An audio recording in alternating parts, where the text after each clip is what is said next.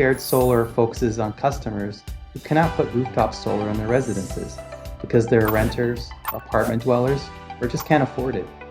We want those customers to get the benefits of renewable energy, especially reducing their electric bills. In shared solar, a customer can buy into a portion of a solar project on their island.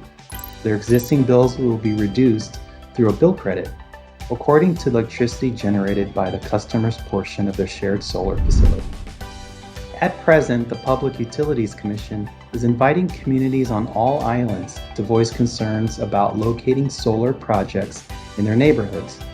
The PUC is committed to approving shared solar as soon as possible, but the Commission and Hawaiian Electric understand that everyone involved and impacted by this program would be better served if we have their input up front so we can work with them to address these concerns now rather than after the projects are built. That's what most people are asking. Once the Commission approves, we hope by the end of the year, we'll recruit developers, also known as subscriber organizations, to develop and build shared solar facilities. When we approve a subscriber organization's shared solar project, they can start recruiting customers as subscribers using our online portal sometime next year.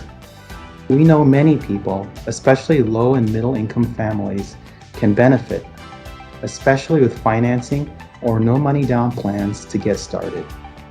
And we need all the solar we can get to reach our clean energy goals.